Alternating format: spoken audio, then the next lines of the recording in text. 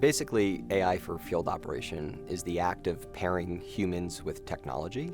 I could be an engineer, an inspector, a drone pilot, a lineman or a linewoman, and I'm left to make, over the course of a day, like dozens, if not hundreds of decisions. And that's a really hard task. And the problem is with that hard task is if I get it wrong, there's really dire consequences. So what we're doing in this work is really pairing technology with these operators such that we can reduce a lot of the cognitive burden that they have every single day out in the field and start using technology to pair with them and actually solve the problem in a much more efficient and reliable way.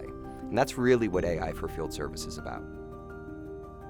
Two critical focus areas for us are uncompromising focus on safety and driving a reliable and resilient grid. We were able to bring this Department of Defense technology to the utilities. I think that's really critical. It's not important for us to like reinvent the wheel in the utility space, but identifying the technology which might be working in a different industry and bringing it to our sector is super important.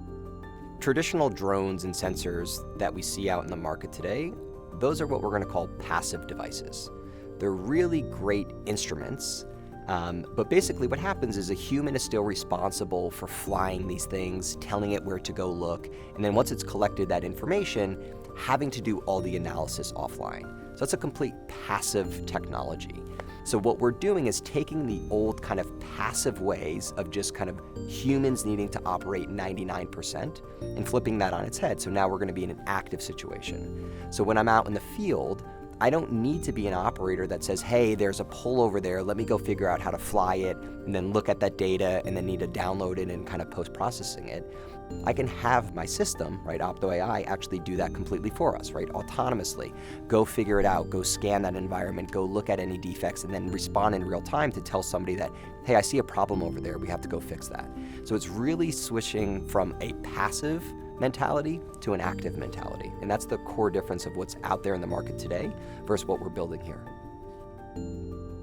When you just think about integrating the drones, safety is number one. But being able to then say, oh, I've just reduced your pre-flight planning from 10 to 20 minutes to 3 to 5 minutes, and you're doing 5 to 10 polls a day, and you could do 15 to 20 polls a day, or up to 50 polls a day, depending on type and level of inspection. You're able to, again, get better data, better results, better performance. So it's really neat to see how we can start with using AI to identify something as simple as a pole or a crossarm. And now we have GIS systems that have every single piece of data that you would want, whether it's customer count, locations of premises, locations of poles, structures. We're finding that this AI is going to allow us to streamline the update of the inaccuracies of our information systems that folks across the company use. So when we go out to do a distribution inspection, I might have 2,000 photos. With this, if a pilot comes home for the day and he only has 12 photos to look through, 12 potential errors to sort through to find out, the AI has picked out these 12 poles that have problems that need to be addressed, that could save us weeks of time.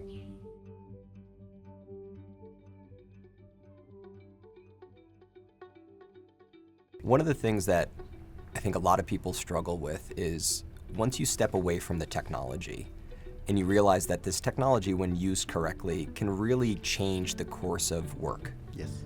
And especially for you guys, when we think about field services, where you have dozens, if not hundreds of people physically in the field every day, this is a huge change, theoretically, to the way that they perform work. How do you guys go on that journey? Because it's a completely different thread of like adoption, especially when you think about it at scale. We knew that this project would not be successful by just the Exelon innovation team, like experimenting with your tech out in your field. We knew that we needed to do it at the Exelon territory with our engineers. And so when you came on to the BGE site and you were working with Andy and his team, like you could see the real problems they were facing, you were talking to them, you could engage with them, you could change the product based on what they said. That to me is fundamental with innovation, is you can't innovate in a vacuum. You need to innovate with engineers on the field.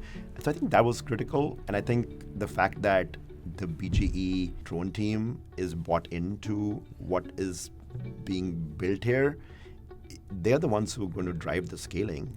And so, they need to believe that it's driving value. They need to see that it's not make-believe that we are saying that the planning is going to go down substantially. Like, they know that because they were the ones who told us, right? That, hey, I see a benefit of planning. I don't know if planning was like a big deal for us initially, right? It wasn't. Like, yeah, we kind of found that out halfway through. We were just focused on asset detection quickly. That's right. And Andy tells us that we spend a lot of time planning, and I'm like, oh, cool, that's a good benefit. So, but that might be the big thing, no, right? Yes, of course. So I think it's good that we led with the big impact, but we got this other piece, and that's going to drive substantial O&M savings for us. I mean, that's part of innovation. You get lucky sometimes, you fail, sometimes you get more successful than you planned to be. So I think there's a lot more things which utilities will do, which we haven't dreamt of today.